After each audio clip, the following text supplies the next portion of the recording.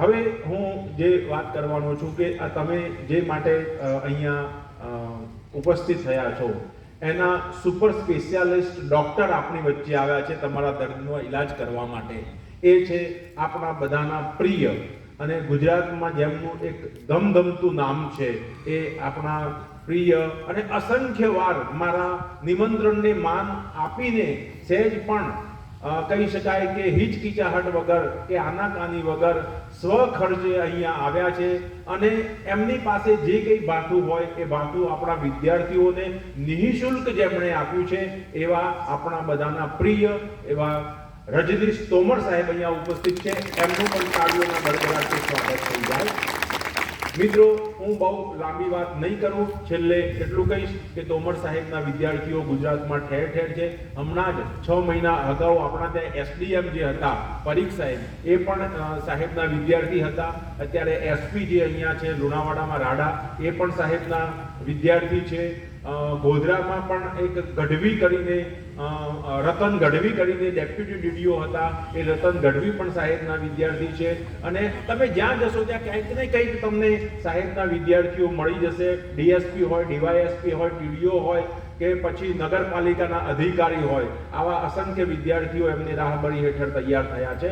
હું ફરીથી એકવાર આ તમામ મહાનુભાવોને આવકારું છું અને આ સમગ્ર કાર્યક્રમનું આયોજન કરવા બદલ સમગ્ર કોલેજ પરિવારને પણ અભિનંદન પાઠવું છું. અને આ કાર્યક્રમ આઈપીએસસી બેનર અંતર્ગત થાય છે, જે ભારત સરકાર ઇન્ટરનલ ક્વોલિટી એશ્યોરન્સ સેલ જે આપણો છે, એ ઇન્ટરનલ ક્વોલિટી એશ્યોરન્સ સેલના જે કન્વીનર છે એ પોતે પોતાને કો કન્વીનર કહે છે, પણ હકીકતમાં એ કન્વીનર જ છે. એવા કામિની બેનને પણ હું અભિનંદન પાઠવું છું અને મારી વાતને વિરામ આપું છું. Thank you very much. जब ये जिला अलग नहीं हुआ था तो डॉक्टर रतन कमर गढ़वी, जो अभी साहब के ही डिपार्टमेंट में सेक्रेटरी हैं, वो हमारी 2009 बैच से आईएएस बनी थी, ऑल इंडिया 124 रैंक था. रतन गढ़वी के पिताजी ठेले पर सब्जी रख करके और मणिनगर में ठेला जैसे लेके जाते हैं वैसे बेचा करते. मैं मात्र 10,000 रुपया टोकन फी लेके, जबकि आप जानते हैं कि प्राइवेट लिमिटेड कंपनी में लाख रुपया भी फीस होता है, उसे पढ़ाया. तो बाकी कभी कोई टेक्निकल फॉल्ट हो जाए, निचले स्तर पे कुछ गड़बड़ी हो जाए, वो एक अलग मुद्दा है. लेकिन मैं ऐसे 25 से 30 लड़के का नाम अपने क्लास से गिना सकता हूँ कि यदि पैसा मांग लिया गया होता तो ये 25 आज क्लास 1 2 ऑफिसर नहीं होता. तो इसलिए आप देखे होंगे कि बहुत सारे क्लास वाले उस विवाद में कूदे. मैं कभी किसी यूट्यूब पे कुछ नहीं बोला, क्योंकि जिस चीज को आप नजदीक से महसूस करते हो उसके विरुद्ध बेवजह राजनीतिक कारणों से नहीं बोलना चाहिए. तो आप इस बात में निश्चिंत रहिए कि आप जो प्रिपरेशन कर रहे हैं, यदि आप बेस्ट होंगे तो आपका सिलेक्शन होगा. अभी एक लड़का हमारे यहाँ से, आपके ट्राइबल कम्युनिटी से ही है, DYSO में पास किया. मैं आपको बताऊं, उसका 4 बार GPSC मेंस निकला था, इंटरव्यू दिया था, फाइनली नहीं हो रहा था, लेकिन आज 6ठे में उसका सिलेक्शन. मतलब यदि आप बेस्ट हैं तो आपका सिलेक्शन होगा.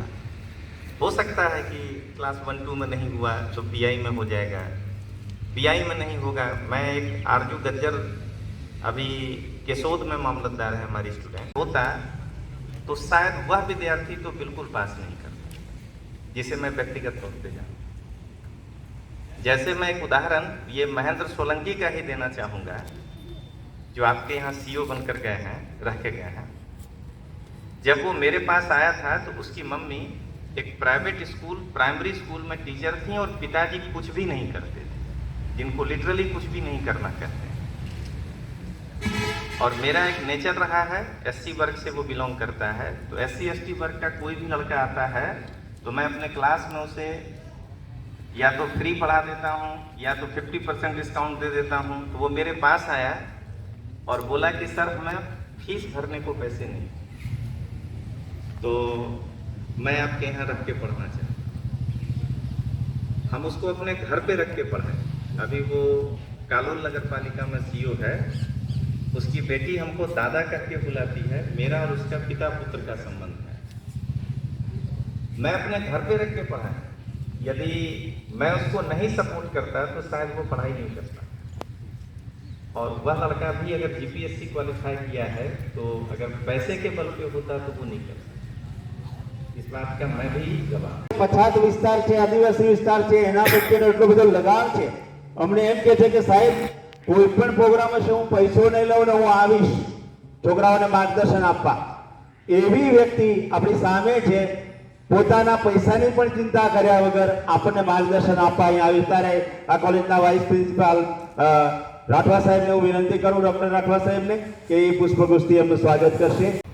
ખેડાપાના વતની અને સાચા અર્થમાં એમને જે ગુજરાતમાં જે કાયદોની વ્યવસ્થા માટેની જવાબદારી એમને સંભાળી અને સાચા અર્થમાં લોકોને ન્યાય આપવાનું કામ જેમણે કર્યું છે એવા મારા પરમ વડીલ અને તમે મામા ફોઈન દીકરા છીએ બંને એવા VM પારગી સાહેબ સાથે ઉપસ્થિત આપણા જેમને સરસ માર્ગદર્શન આપને આપ્યું છે વિશ્વાસ એકેડેમીના રજનીશસિંહ તોમર સાહેબ, પ્રિન્સિપાલ સાહેબ, આપણા બેનશ્રી ગૌડ સાહેબ, ઉપસ્થિત વિદ્યાર્થી, આપણા ભાઈઓ બહેનો અને આપણા અલગ અલગ એકેડેમીમાં અહીંયા વિદ્યાર્થીઓને જે માર્ગદર્શન આપે છે એવા આપણા દીપકભાઈ પટેલિયાજી, અમારા બાબુ ક્યાં ગયા પાછા ત્યાં બેઠા છે આપણે, અમારા પ્રજાપતિ સાહેબ અને આપણી પૂરો સ્ટાફ, તમારા બધાનું પણ સ્વાગત કરું છું.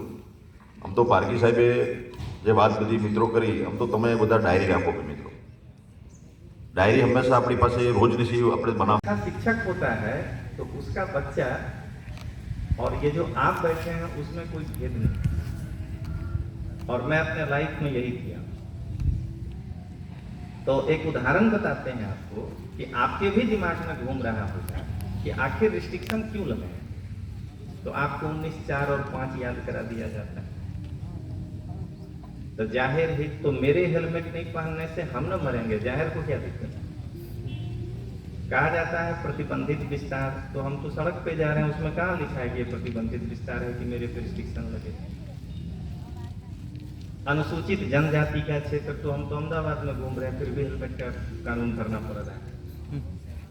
तो अगर आप अच्छे से पढ़ के जाएंगे तो सुप्रीम कोर्ट का व्याख्या था, इस पर केस हुआ था 1960।